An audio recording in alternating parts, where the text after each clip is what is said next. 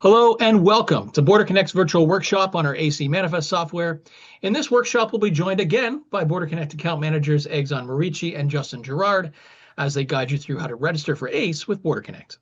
We'll also show you a detailed walkthrough of creating and submitting an eManifest, as well as some other additional items, such as other software features. We'll also discover where to find helpful training resources, common shipment types used in ACE, and much more.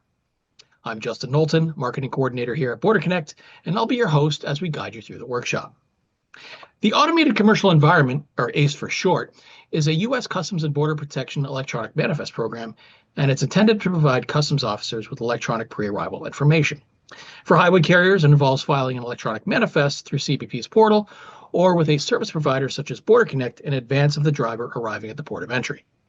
The ACE program became mandatory for all carriers in 2007, where all carriers had to transmit their trip and shipment information electronically to CBP.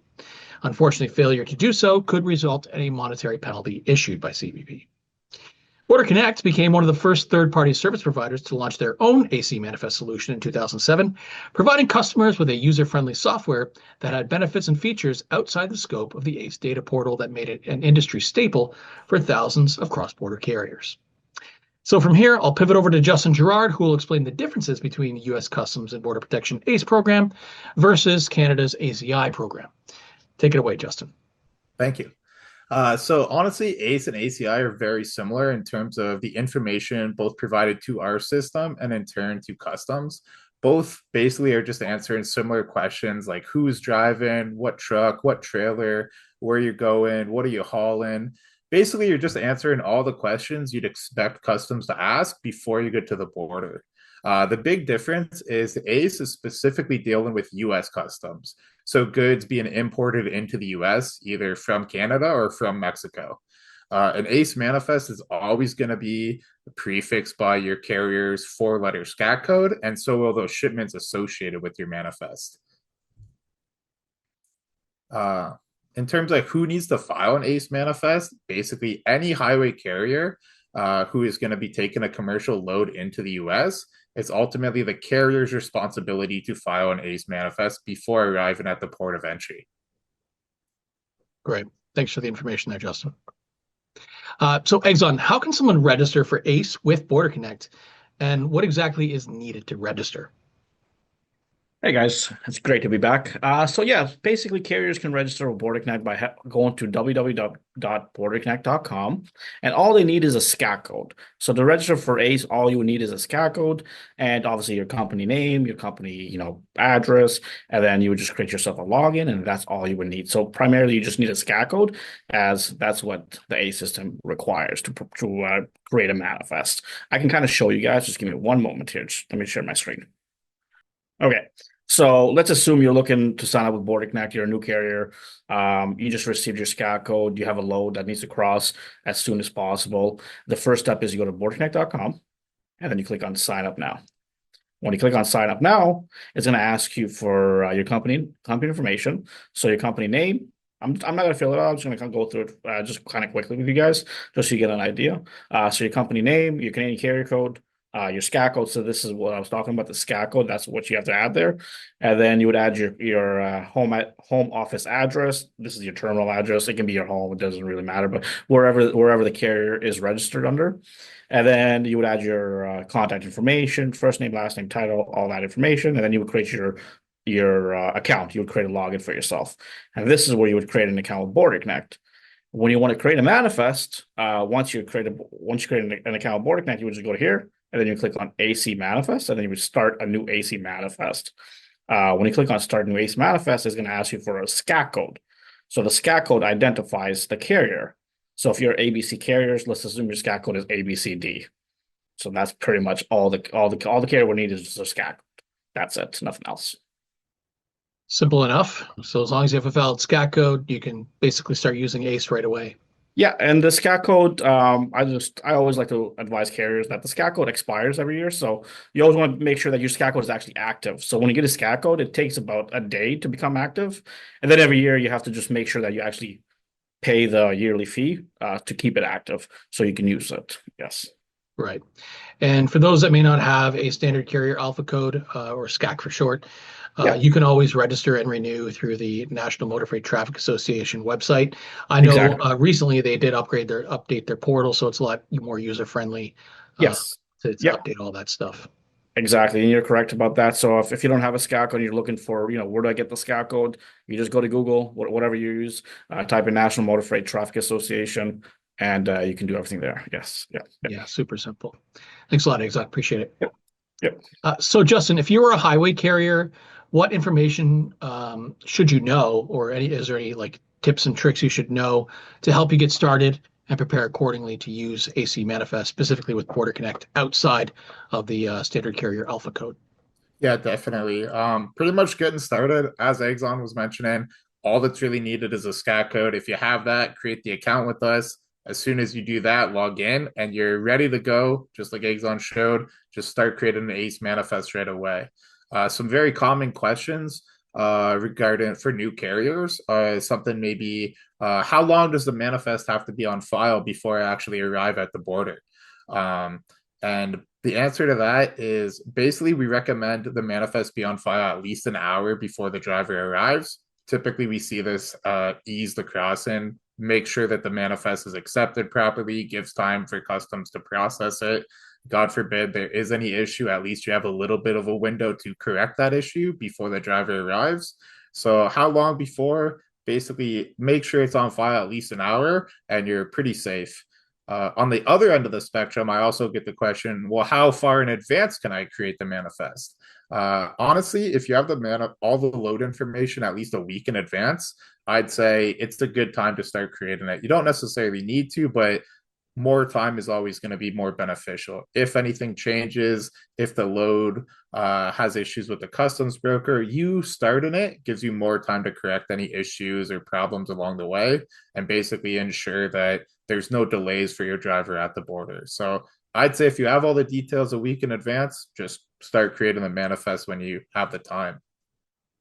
Another very common question is, my driver's crossing empty. He doesn't have any load in his trailer, or maybe even he's bobtailing, just the power unit. Do I need a manifest to take this across? It's not required, but we highly recommend it. There's a lot of ports now that even if you're empty or even if you're bobtailing, they want to see a manifest every time you cross. And even since COVID, more and more ports are starting to do this. So if you do have a driver run into this situation where, hey, you're stopped, I want to manifest even though you're empty, you're going to save a lot of time and headaches just by having that manifest prepared ahead of time. So anytime you cross, we're always recommending that you create a manifest. It's just going to save you a lot of time in the future. Yeah, it makes sense. I mean, and it helps the officers too, right? To easily process the driver's Exactly. crossing. They're Yeah, going to they have a all the lot more there. information up front. Yeah, great. Thanks, Justin. So I guess let's continue on in this train of thought. So what shipment release types require an AC manifest to be submitted, or are there any other scenarios where, let's say, ACE does not have to be submitted, or is it just basically for all shipments? Okay. Just like I just mentioned, anytime you're going into the US, whatever load you're taking, we always recommend having an ACE manifest, either a loaded one with all the shipment data or even just an empty one. There are some shipment types that are special in a way, very niche, unique shipments where there's actually not a proper shipment type for them in the ACE system. So what you would do is actually declare these at the border when you cross. So, hey, here's my manifest. It's just empty, but say an ATA carnet shipment or a Department of Defense shipment, these don't actually get declared on your manifest. You just go to the border. Hey, I have these documents. Look at this is all my load information. And basically that's accompanied by an empty ACE. So in terms of shipment types, there are some where you do not actually have a proper shipment type, but you should always have an ACE manifest when you're crossing. We definitely always recommend that. Yeah. Yeah. And again, it goes back to, I guess, the last little bit that you covered. Like, it's better safe than sorry to have one, regardless. Yep. Yeah. I definitely would rather have it and not need it than need it and not have it. Yeah, it's a good point. Yeah. Yeah. Especially with even Department of Defense shipments where, I know the customs memorandums specifically state that, nothing about ACE is needed, but officers do prefer even filing an empty ACE for a Department of Defense shipment, which, helps the border crossing, I'm sure. Absolutely. Yeah. And I guess to finish this portion off here, what are the common shipment types? Like, let's say, for example, you're a new driver, or you're a new cross-border carrier, you're kind of just learning the ropes of cross-border into the United States using ACE. What are the common shipment types that, say, a new carrier might anticipate when crossing the border, and how do you deal with those scenarios? Yeah, definitely. So there's a whole bunch of shipment types. I mentioned some that there actually aren't shipment options to create in the manifest, but there's probably maybe 10 or 12 different ones that there are shipment types that you actually create the details for. The most common three is probably a PAP shipment, a Section 321, and an inbound shipment. PAPs being the most common, prevalent. Honestly, if you're not sure, it's most likely a PAP shipment. What this is a commercial shipment where goods are being imported into the US. An example of this would be, say, a company in Detroit purchased some furniture from maybe a company in Toronto, and the carrier hauling this would create an ACE manifest, and in their shipment type, they would use the PAP shipment type. This specific shipment gets cleared by a customs broker, and it would need an entry number as well before it actually crosses the border. The next most common shipment type may be Section 321. These are considered low value shipments where they're valued under 800 US dollars. And these are unique because they do not need to be cleared by a customs broker. These are very common with carriers, maybe hauling clothing, shipments from clothing outlets or things like that, where maybe you have 20, 30 different individual purchasers that you're delivering to, but each of them haven't exceeded $800 in terms of the value of what they ordered. The third shipment type, inbounds, is goods moving through the US that have not been cleared by customs yet, either because the broker just hasn't processed the entry, or more commonly, they actually don't intend to be cleared into the US economy. The common example of this would be, say, auto parts manufactured in Mexico, and you're transporting them through the US destined for Canada. Or vice versa, maybe goods from Canada moving through the US destined for Mexico. These shipments would enter the US on an ACE manifest, and the shipment type would be created as a bonded shipment. Great. So those are the three main cross-border shipment types that many carriers would deal with on a regular basis. Yeah, I'd say probably like at least 90% of your shipments are going to be one of those three for sure. Right. Yeah, we do see them quite common. And I'm assuming, as a caveat to that, if you do want to take bonded loads, you'd need either a single trip bond or you need to be a US bonded highway carrier. Yeah. I think there's some resources on our website about more details about becoming a bonded carrier. But yes, if you are taking those US bonded loads, you need those requirements in place before you can take those specific ones. Yeah, just briefly, we do have a DIY custom consulting page that kind of goes over that. We also have a brief tutorial video that covers the basics of how to become a US bonded carrier. So for those watching, we do have those that available to you on our YouTube channel, and I believe our wiki has it as well. Yeah, I think so. All right, great. Okay, so at this point, let's get to the climax of the workshop. And Egzon, let's show them how BorderConnect works and how to create a PAP shipment in an AC manifest. Perfect. Okay, give me 1 second, guys. I'll share my screen. I just wanted to go over one thing before I start. So ACE and ACI, they kind of have they're very similar to each other when it comes to obviously using it and I guess stipulations and things like that. The main thing whenever you create a manifest, you always have to list your description as whatever you're hauling. Like, let's say if you're hauling automotive seats, you can't just put auto parts. You have to list automotive seats. It's the same thing as going into Canada, going into the US. They need to know what are you hauling. We run into this issue with a lot of carriers where they just put auto parts, or they put like animals, let's say, and they're hauling cats or dogs or whatever it may be. They have to be as descriptive as possible. As I mean, if they're not, they're running. They can run into fines. They can run into issues with the border. They may get turned around, things like that. So give me 1 sec here. Yeah, that's a great point, Egzon. Yeah. A lot of people just think that customs will know what you're talking about when you say auto parts or just produce, for example. But Yeah, yeah, as the years have gone on, we've noticed here at BorderConnect anyway that people have got starting to get more increasing penalties when it comes to yes, vague descriptions. And yes. I believe CBP does share a list, which I'm sure you'll share with them Yeah, when the time is right. Yeah. Thanks, yeah. Exxon. I'm actually going to share it right now. Actually, give me one sec here. So as you can Great. see, this is the CBP list right here. I think right now I'm sharing it here for you guys. So examples of acceptable, unacceptable versus acceptable cargo descriptions. So you'll see animals. This is unacceptable, and then you'll see horse, poultry, shoes, apparel. So I guess I mean you guys get the understanding of what they're looking for, right? If you put auto parts, that's unacceptable. What type of auto parts? Air filters, caps, what type? Baseball, bottle caps. It can be different things just out there. I mean, one thing can have like 10 meanings, right? So you want to make sure that whatever you're hauling, you want to list on your manifest. And I understand sometimes the paperwork is not the greatest, but sometimes you just have to go back to your shipper, ask them, what do I have in this trailer? Can you confirm?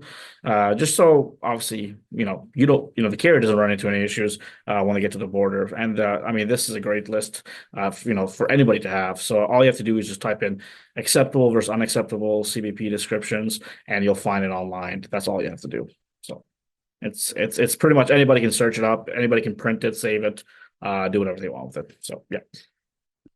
And it's pretty vast, as you can tell. It goes pretty long there. So yeah, Yeah, and for those watching, I will include a link in the description of the video as well. So if perfect. you do want to peruse this document, as Yeah, Exxon is doing right now, just to get an idea of what's acceptable versus not acceptable, I will include a link to this in the description. perfect. Okay, so now the next step is I want to go over how to create the ACE manifest, but I also want to go over managing data. So managing data basically means that you're going to manage your trucks, your trailers, and your drivers. I'm not going to go through the whole thing just because we've shown this before, how to create your trucks and trailers and drivers in previous workshops. But basically, the first step is if you want to add new information, new trucks, new trailers, new drivers, you can add them under manage data, or you can add them when you create the manifest, which I'll show. But if you go to manage data, you'll see your drivers, you'll see your trucks, and then you'll see your trailers. From here, you can click on create truck, create driver, create truck, create trailer, and all that. So basically, when you create a driver and you click on search drivers, you'll get a list of all of your drivers right here. So if you go down here, you'll be able to see, if I click on a driver, I can view the driver, I can edit the driver, I can change anything I want on the driver, all of their information, and I should be able to save it. And managing data also has your passengers. It also has your passengers, also has your ACE data and your ACI data. So your ACE data is basically your shippers, your consignees, your commodity descriptions. Everything is stored in BorderConnect, so you don't have to retype it. You can just start typing in the name or the address, and it'll just show up. And so if you want to create a manifest, on first step is you want to go to ACE manifest and click on Start New ACE manifest. Okay. So the trip number can be anything you want. We always recommend using a date or something like that, whatever's easier for you. So we'll use the SCAT code. U.S. port of arrival, Detroit, Michigan. We'll use Detroit, closest border to us. ETA to the border today, 5 o'clock. We'll have the truck. So as you can see, if you add the truck number, you can add the truck there, or you can add a new truck. Click on add truck. You can add new truck information.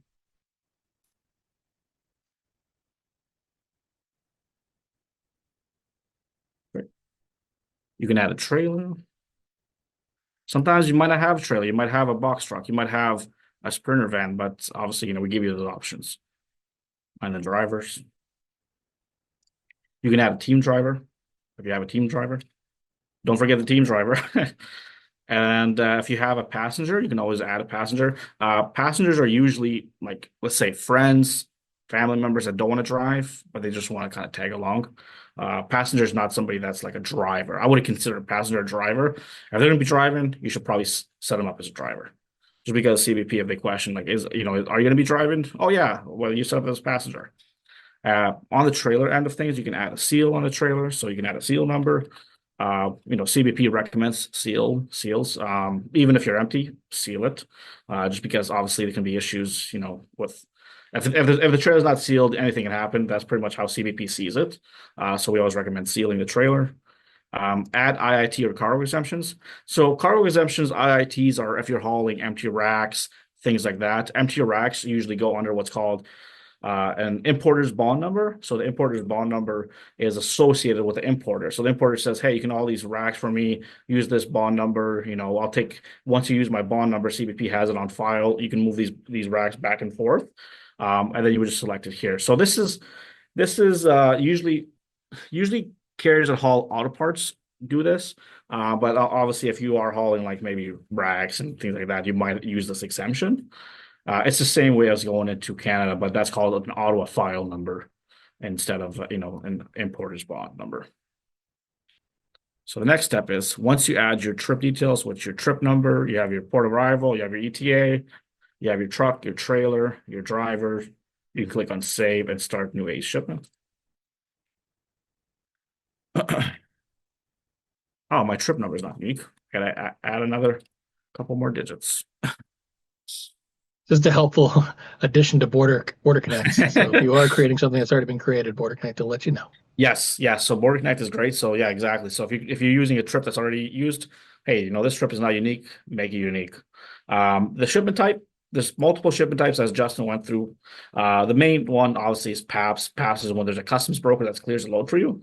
But there's also ASIN bonds, QPN bonds, Section 320, all kinds of shipment types. You just have to confirm, obviously what shipment type you're going to be using for that particular shipment. Let's use PAPS because it's the most common one. Shipping control number, that's the PAP sticker. So whenever you're a carrier, you're looking to get set up, you get your SCAC code, you sign up with BorderConnect. The next step is getting PAPS labels. So PAPS labels are basically little stickers you would put on your invoice and send to your customs broker. The customs broker will clear the load under that number, and that's how it links up to your shipping control number when you create your manifest. And we also offer that with our sister company, BorderPrint. So it's basically we're all in one house solution for all of your cross-border freight. So shipping control number, I'll just make one up. I'll just use the date. Hopefully that's not taken. Province of loading. So where was this freight loaded at? You have to let CBP know that this is coming from Ontario. Is it coming from Yukon? You have to let them know. A lot of people, what I've noticed is they kind of just skip this portion, but you have to make sure that you actually use the correct province. We'll just use Ontario for now. The shipper. So if you wanted to add a shipper, new shipper, you can add new shipper. As you can see, all the data is stored in BorderConnect. But if it's not in BorderConnect, you can just click on add shipper. And then it's going to ask you for the name, the address, the city, the state, the province, postcode, all that information. You would just input it and then you would click on save.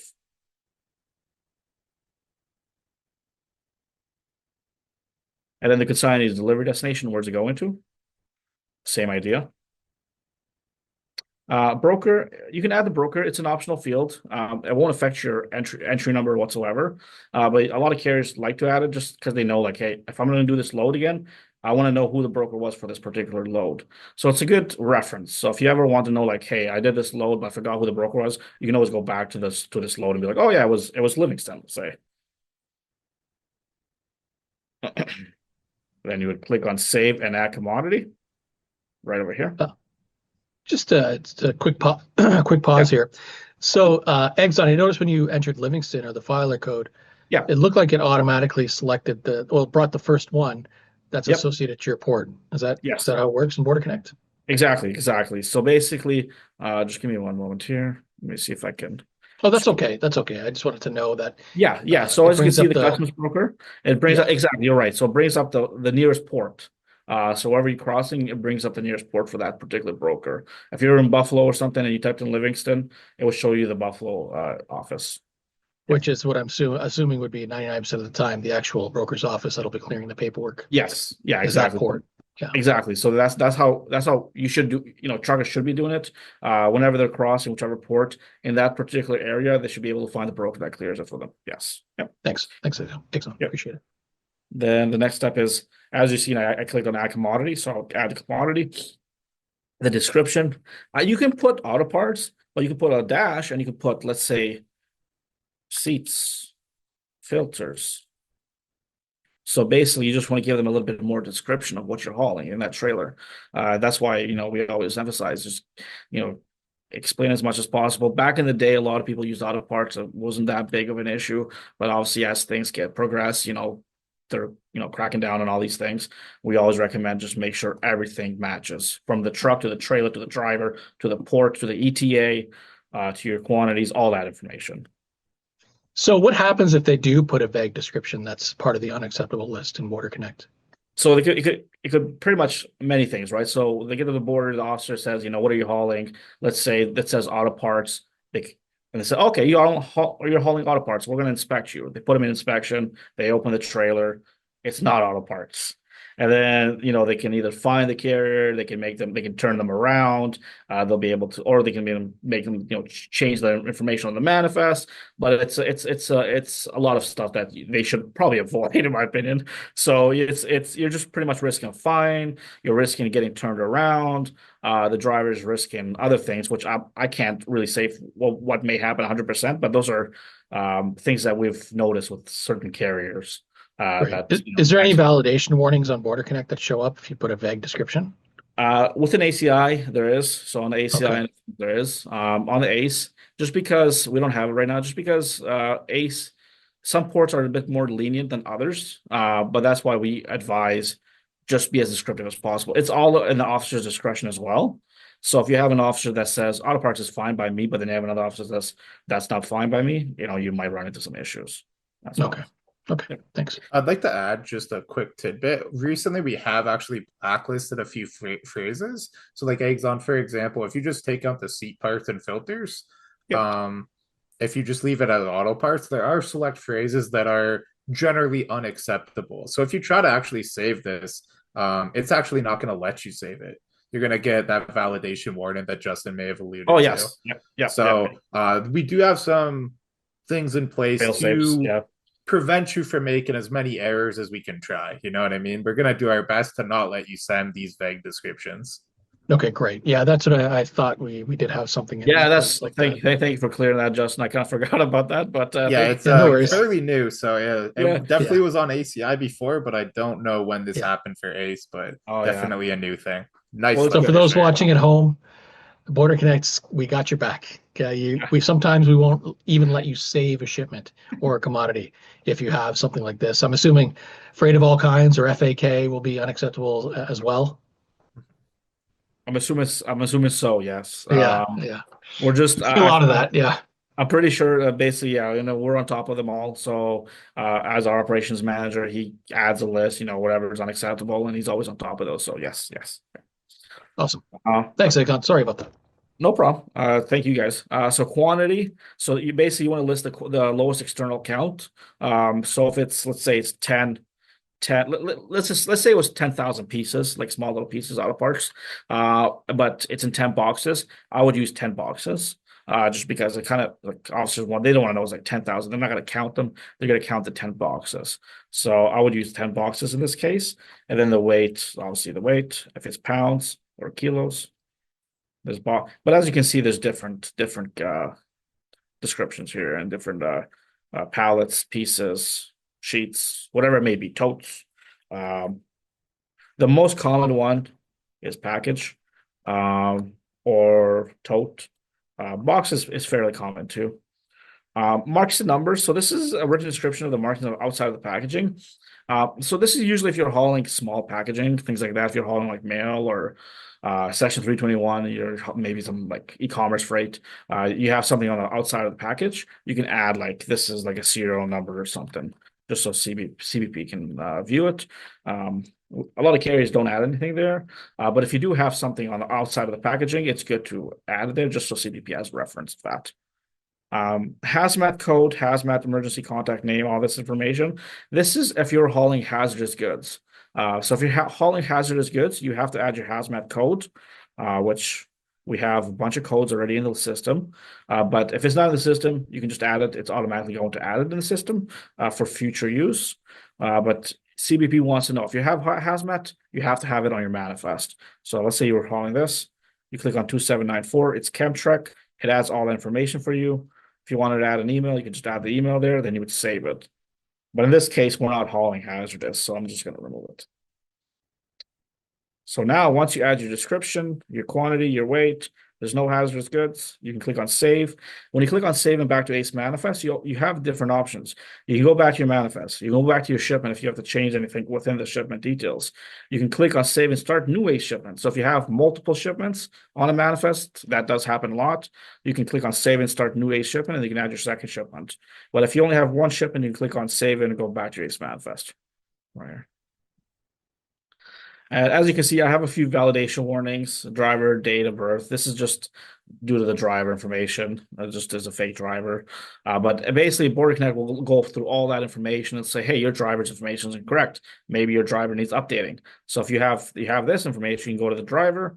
As you can see, all this, I can click on here. I can click on edit, and I can edit the driver, the Justin, the fake Justin here. And I can change the driver. I can do all that. If I wanted to just go on Justin Fake right here, I can click on Edit Driver, and then I can just change the information, like no date of birth, all that. Then I would just save it, and I would just go Or back. as us in the office like to say, I was the first Justin here. So Justin Yeah. Guerard, you are the fake Justin. Oh man, You were the first, but I won't agree to that. Yeah. So once you update, let's assume we have updated this driver and he's all good to go. You click on back to eManifest, and it'll take you back to your manifest. So let's assume you have a truck.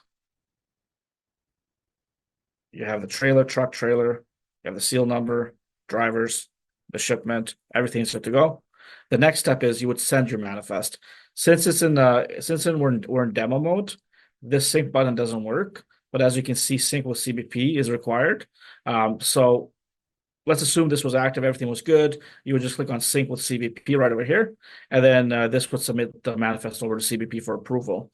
Once it's approved, the current statuses will change. I believe I can show you guys here. Just give me one sec. I can go. So the statuses will go from transmitted all the way to complete manifest on file. And then once the broker clears, this is a brokered load, it's going to go complete manifest on file with entry numbers. And that means that it's all good to go. It's cleared and good to go. If you're crossing empty into the US and you don't have a shipment, sorry, then you would just wait for the complete manifest on file. That's all, because you're not waiting for an entry number. So whenever you have a broker, you're waiting for the green bars. Whenever you're empty or a section 321, you're waiting for the blue bars. And then you would just print your manifest. You can do a standard or detailed. QR barcode driver's copy. This is only required down south as per our knowledge. So the port in Laredo is requesting a QR driver's manifest. So as you can see, when they get to the border, they'll scan it. And that's pretty much, and they'll pull up all that information. But for right now, the main one is detailed driver's copy. It has your barcode, it has all that information right over there. And then you'll see your entry number right here when it's cleared. Yep. Okay. So I guess that wraps it up there with the walkthrough. Yep.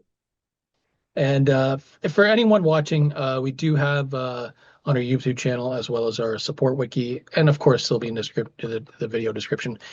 We have walkthroughs for basically every shipment type that you'd encounter using BorderConnect, and using the sync feature definitely makes it a lot more easy.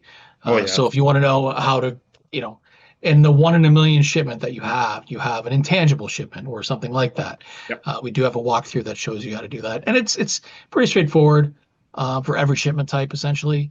The only thing that may fluctuate is what data you might put. Like as Egzon mentioned, you might have a hazardous goods load and you have to enter the hazardous materials. If you have a Section 321 or a free of duty shipment or perhaps an inbound shipment, there's a few more pieces of information you will need to add, and you can easily find that in our support wiki or the YouTube channel as well. Yeah, the support wiki has, as Justin said, pretty much everything. You can just go here, search Section 321, click on that, and it'll just take you to a video how to create it. I'll give you all that. You can read it if you want to read. Basically, the support wiki goes through everything. So, and obviously, our support team is here 24/7. You can call us anytime. We're more than happy to help you. Yeah. Thanks a lot, Egzon. I appreciate it. You're welcome. All right, Justin, we'll pivot back to you. Okay, so let's say a customer submitted information and they realize, oh no, I missed an invoice, I missed, I have the wrong quantity or something like that, for example. If they need to go in there on an already accepted manifest that's on file with CBP, how does a user fix that and resend it to CBP? And are there any common errors that customers make that you can maybe show us how to fix? Yeah, absolutely. I'm just gonna whip open my screen here. I have a nice little demo manifest that I created earlier. And basically, uh, as Egzon mentioned, and Justin, you mentioned it too just a minute ago, the sync feature really does a fantastic job at holding your hand through the entire manifest process. When you first create the manifest, you're going to click the sync to basically say, hey, customs, here's all my manifest data, and we send all that data. Regardless, after that, as long as your driver has not arrived at the border, whatever you're changing, whatever you have to update is honestly going to be the same process with it. So what I mean by that is basically you just make your change to the manifest. So if I had to change the truck number, I could remove my truck, quickly search for the new truck, add it to the list, add it on my manifest, and when I have all the corrected information, I just click sync. Basically, what this sync feature does is we track all the changes you make to the manifest, and at the end of the day, when you click the button, we send the appropriate messages. So there's no longer the thought process of did I need to cancel that before I made the change? Could I have just sent the change request? We track all your changes and basically make it as easy as possible for you. So you just basically have to make the changes in the dashboard here, make your kind of summary page reflect what you want customs to have. And when you have all the correct information, you just come back to the top, sync with customs, and actually submit that new information to customs.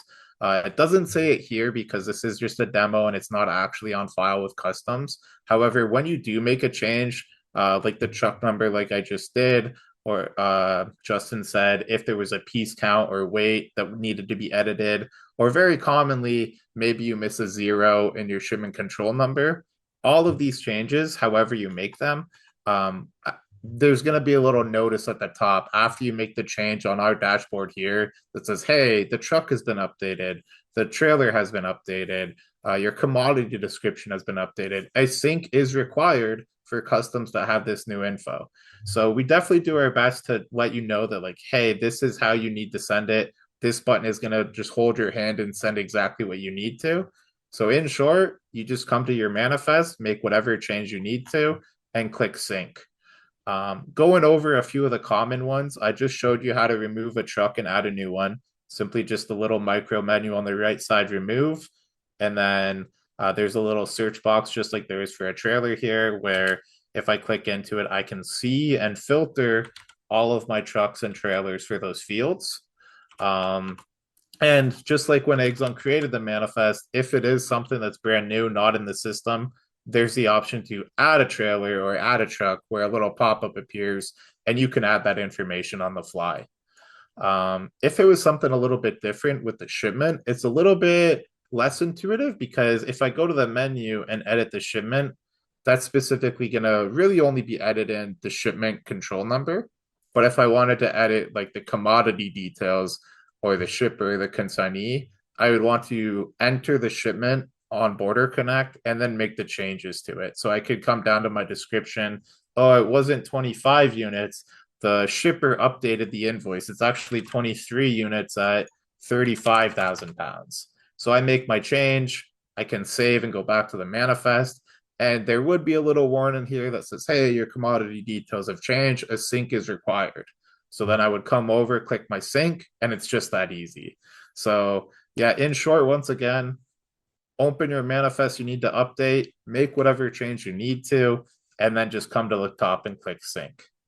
Now, that's all for if the manifest it has not arrived at customs yet.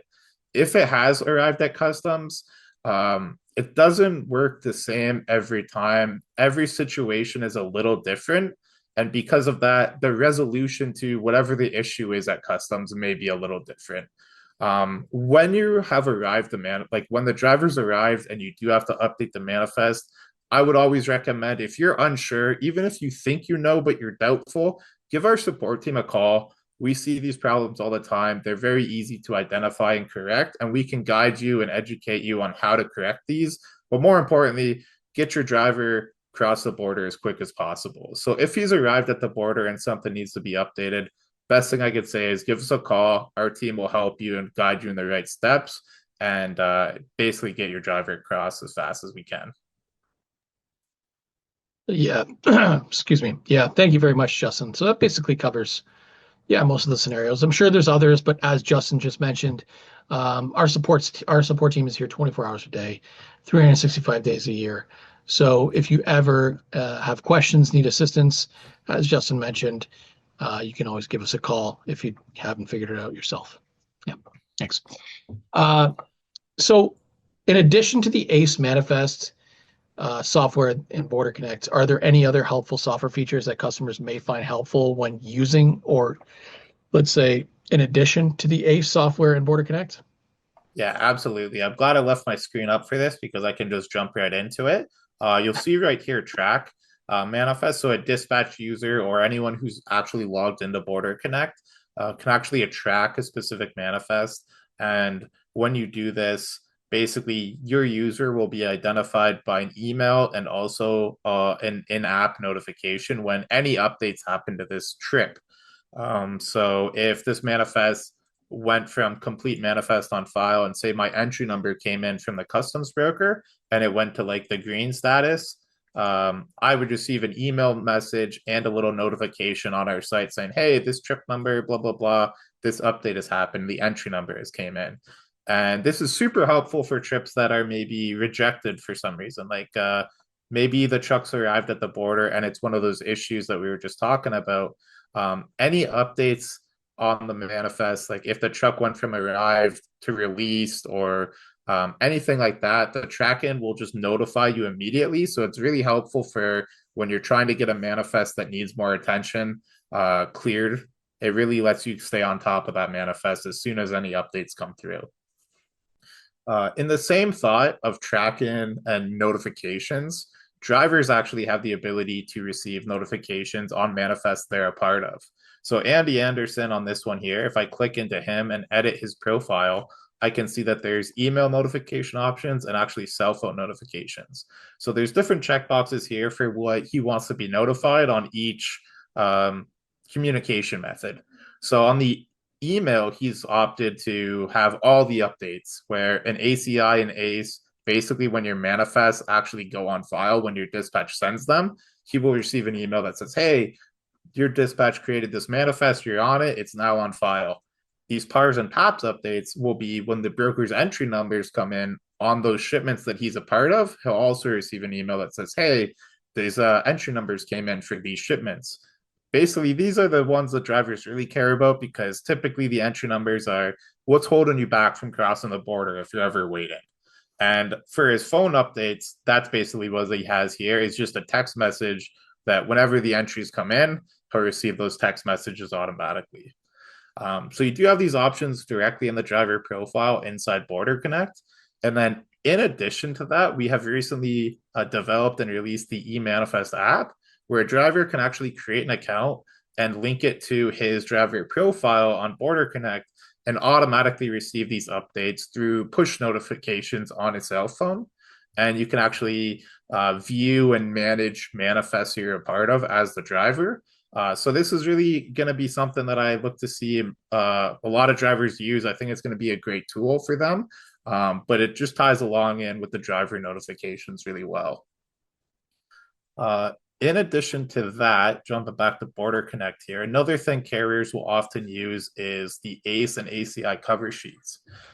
Basically, some carriers will like to have maybe a stack of 20 or 30 different cover sheets that are barcoded and labeled and sequential so that when they get a load, they just write in their information and they have a cover page to either send to their dispatch or to the customs broker. So this feature here in the account company section where you can create ACE and ACI cover sheets, super helpful for them to give to drivers to have these documents just readily available for them in their truck. So when I click on this page, you'll see both ACE and ACI cover sheets that we've created in the past. We'll quickly just create one cover sheet for Andy here. By default, you click the scat code. Obviously, that's your company. It's going to be there. If you wanted to have a trip prefix, you can have that. And then you specify a specific number range where some kind of sequential number where it's going to print off 20, 30, however many. We'll just do 1000 and say to 1010. So this should generate 10 documents where it's ZZYY trip 1000, and then the next one is ZZYY trip 1001, so on and so forth for basically 11. In addition to making the trip information, just the numbers, you can actually specify if it's always the same truck and driver, and even if some drivers will always have the same trailer. So if that's the case, I'll put truck one. Maybe his trailer's always different, so we'll leave that blank, but we'll put Andy on it because this is his stack here. So we've put in some default information that's going to stay static on every one of his loads. And when I save it, I've already used this, so we're going to change this to 2 and try again. And when we do it, it's going to save it, and we're going to have this option to print off basically a PDF file of 10 or so pages. And basically, they're just numbered sequential trip cover sheets for the driver to use each time he gets a load. Really nice for the drivers. You can do this for each one of them. You don't necessarily need to specify the driver's name. You can just print off a big bulk and give whoever, however many. But a lot of carriers do like this because it gives the drivers just really easy to use cover sheets for whenever they get a load. Yeah, and I noticed that you could also brand it yourself, right, for your company. Oh, that's actually true. I skipped that part, but yeah, I forgot about it. In the information, you have the option to add footer emails, phone numbers, and even upload a logo. So if you were to upload ABC Transport logo and put your information here, if that cover sheet was being sent to, say, the customs broker or anything, they would have your information at the bottom of that cover sheet to contact you with any issues or anything like that. But yeah, very easy to add your company information. The logo is super nice. Currently, right now, these are just not branded at all. There's no even mention of BorderConnect. It's just a very unbranded cover sheet for anyone to use, basically. So yeah, that's super helpful for carriers looking to have cover sheets for their drivers. Another feature, Egzon briefly mentioned it, I'm going to jump back to it for a quick second, is the QR code for Laredo and Southern ports. This is somewhat new, maybe only a couple months old, but the Southern ports like Laredo, maybe El Paso, are currently in a pilot program where instead of the standard barcode you see like this on the manifest, they're requiring you to have a QR barcode for them to scan. And definitely the Southern ports, the Southern carriers, they appreciate that we have this functionality because it allows them to meet that requirements that Laredo and other ports are looking for. So definitely a very nice feature, pretty new, and just shows that we're constantly improving the software and keeping up with all the requirements. The last feature I really want to touch on is the 321 upload. Egzon did a walkthrough, and honestly, you can see it doesn't take long to create one shipment. But what if it was those 321 shipments where I mentioned you have 20, 30 shipments, maybe even hundreds of shipments? It can take a little bit of time just because of sheer volume to create those all one at a time, put in the shipper, put in the piece count, put in the weight. What we do have is a CSV upload feature where you can actually have a CSV or a JSON file and import all of the shipments for this trip at one big swoop. So if you have a file with all the details, you can do that very easily. Our wiki page here goes into detail about how the file works, the format, the syntax. I'm not going to get into the nitty gritty of all this. I've got a nice little template here that I created with just 3 shipments. And basically all you have to do is take a CSV file. I'm going to quickly download it here. And then when I go back to my manifest, if I go to edit and upload the documents, I just take my CSV file, upload it, and it's going to say import in progress. I'm going to manually refresh my page because I'm a little impatient. But within seconds, I have 3 shipments already uploaded and imported, and I have 3 more shipments on my manifest. So the CSV upload really can save you time. It saves me time for 3 shipments, so you can imagine what that would do when you have hundreds or thousands of shipments on a manifest. Yeah, yeah, especially like e-commerce type customers that need to upload that because ever since CBP did change the requirements for mandatory upload, no matter what the value is, into ACE manifests, BorderConnect has since made improvements to our software to help those types of customers and to improve their usability with sending data to customs for Section 321. So thanks for that. Yeah. All right.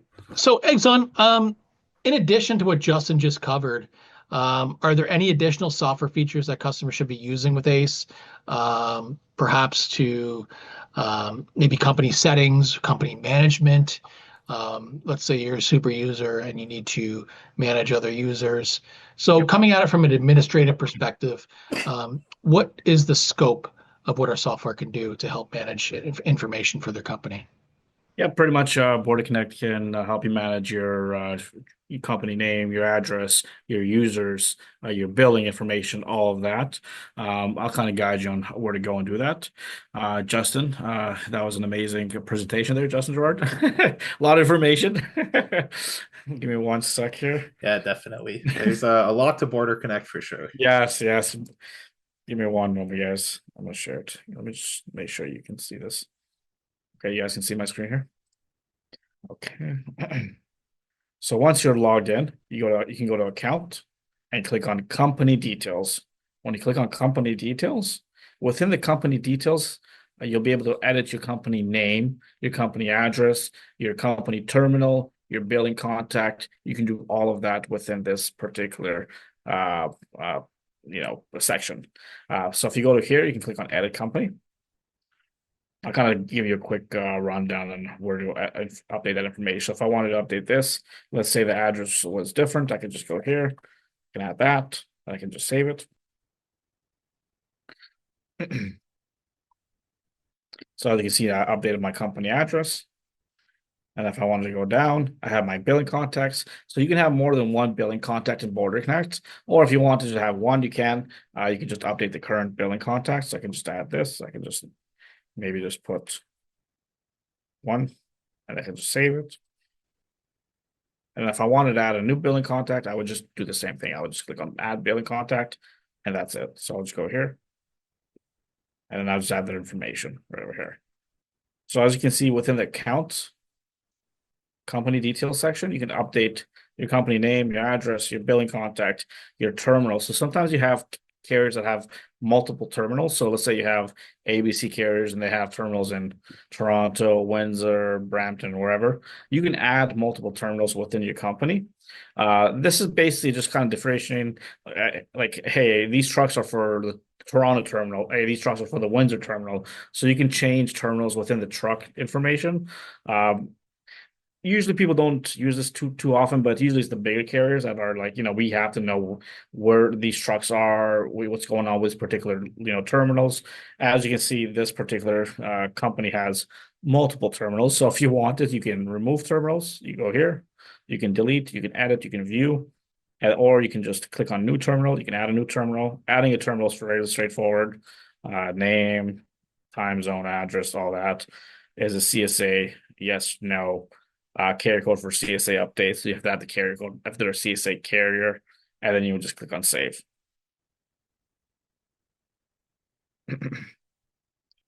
So if you go down, you can add, this is where you would add your carrier code, your SCA codes, things like that.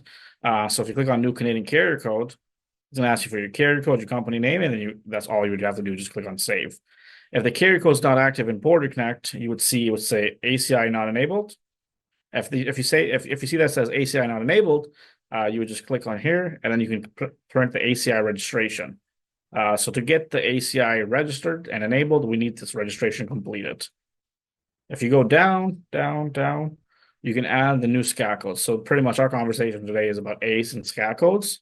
So this is where you would add your SCA code. Same idea. SCA code, company name, and save it. For the SCA code, there isn't any registrations, nothing like that. As long as the SCA code is active and good to go, you can use it right away. So it's not like the ACI. We need the ACI registration. SCA code's active, ready to go. You can deactivate a SCA code. You can just go here and deactivate. So let's say you have a SCA code that's no longer active. You got a new SCA code. You can just click deactivate, and you won't be able to use it anymore. So if I go down here, there's also filer codes, which I'm going to touch a little bit on managing bonds. So a filer code is basically a code which allows carriers to process their bonds, their US bonds. So you can create your bonds, you can manage your bonds. But before you do all of that, you need what's called a filer code. So I'll touch base on that in a little bit. Sublocations. So a sublocation is for a carrier that's like a CBSA warehouse, sufferance warehouse. So if you're somebody that has a CBSA warehouse and you're looking for Wacom arrivals, you would add your sublocation right over here. And then at the bottom, you should be able to see your shipment history. So within the company details, you have all that information. You also have your shipment history down here. So if you go to account one more time and click on company settings. So as I explained before, let's assume you have a SCA code that's no longer active. You would have to go down here and change the default SCA code to something else. So you click on here, and let's assume that's your new SCA code. So just so you're well aware, if you have multiple SCA codes in your account, you need to make sure that you have a default SCA code for your company. So you can switch it right here, and the same thing with the carrier code, and then you would just click on save. ACI trip numbers always start, so you can always have a sequence of trip numbers starting. So this, as you can see, this one has 0001. If I wanted to let it start with like that or like this, I can. It's a great tool to have. I mean, it just kind of helps you you don't have to create the trip numbers. It just always starts, so you can just add an extra digit or something, just makes your life a little easier. Some carriers use it, some carriers don't. It's really up to your discretion. And I mean, you can feel it out, see if it works out for you. And then you would just click on save. And now all information is saved. When it comes to the users, you can manage your users right here.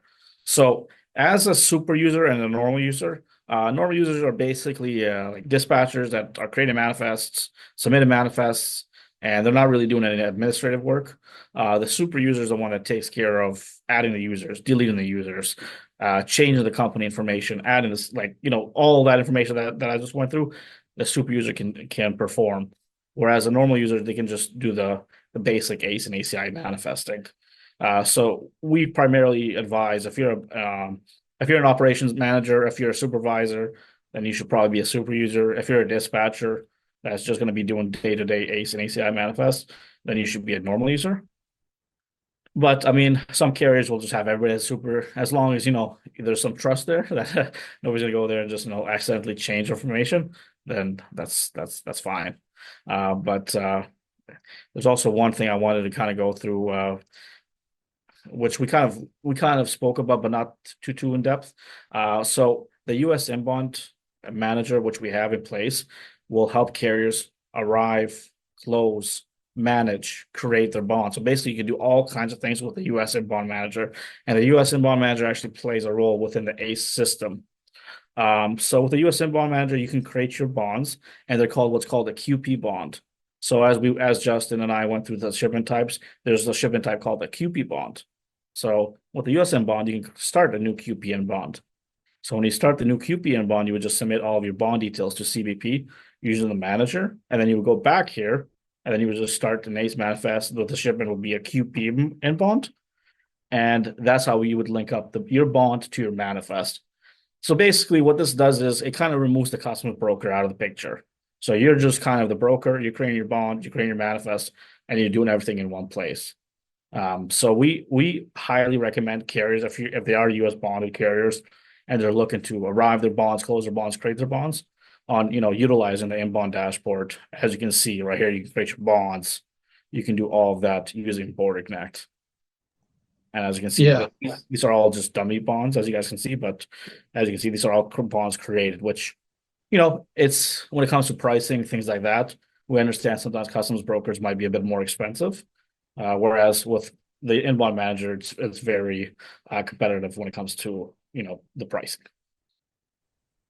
Yeah, and we'll have prices to that in closing to the inbound manager when we show you the pricing for ACE. And also, we do have a in-depth guide. One of our previous workshops some months ago, we covered the inbound manager. I'll leave the description below to that. I'll leave the link to the description in the description below. So for anybody that does want to take a look at their U.S. inbound manager, which again, as Egzon mentioned, is highly recommended. If you're a U.S. inbound, if you're a U.S. bonded carrier, and you also use BorderConnect for ACE, you should probably be using us for our U.S. inbound manager to file your bonds and keep track of them from opening to closing, because they link with each other, and you don't have to go to multiple companies to manage your bonds versus how to manage your ACE. BorderConnect manages everything and links everything together with the U.S. inbound manager and with your U.S. inbound with ACE as well. So it's a one-stop shop for your U.S. Bonded loads and ACE. So take a look below and you'll see a link to our workshop on our U.S. inbound manager, as well as a link to our support wiki that details everything about our U.S. inbound manager. Yeah, thanks a lot, Egzon. I appreciate that. Yep, you're welcome. So in addition to that, where, I guess, based on what I'm talking about, the wiki and the YouTube, where can customers find training resources, guides, or tutorials on eManifest? Maybe show them where to access those? Yes. So basically, clients can either go to their search engine and just type in Wiki, BorderConnect, YouTube, go to YouTube, type in BorderConnect. As you can see, I already put them up here. So I just typed in BorderConnect. This is our BorderConnect channel here. As you can see, we have workshops. We have all kinds of information when it comes to how-to tutorials, things like that that can kind of guide you. Whatever you need, you have here. As you can see, there's an abundance of videos. So all you have to do is go to just type in BorderConnect in YouTube. You'll find it. Very easy to find. Same thing with our wiki page. If you type in BorderConnect wiki, it'll take you to the wiki page. And the wiki page, honestly, is an amazing source for everything. Like when I started working here at BorderConnect many moons ago now, I used to use this a lot. And obviously, throughout time, we've added content to it. And quite frankly, if you're looking to learn more about customs, this is what you want to read right here. And obviously, when it comes to our support, you can chat with our support. You can call us if you ever run into any issues. But these are your two main things: our wiki and our YouTube channel. Thanks, Egzon. And of course, as we mentioned earlier, we do have a 24-hour online chat and 24-hour support. So if none of those pages answer the question that you have, or maybe you want a personalized touch with your specific issue, you can always chat us or give us a call at our toll-free 1-800 number. Okay, so I guess in closing, Justin, did you want to cover the pricing and based on a customer's tier of how many shipments they have crossing per month, what it would cost them, and cover maybe our pricing page there? Yeah, absolutely. Let me just whip up in my screen again. We're very upfront with our pricing. We don't try to hide anything. When you come to our BorderConnect homepage, there's a tab right here that says pricing, where you can see all the different services we provide: eManifest, US Inbond, QP, and even some of our service provider pricing for maybe companies that manage multiple different carriers. But I'm just going to click on eManifest software pricing. This actually includes both ACE and ACI.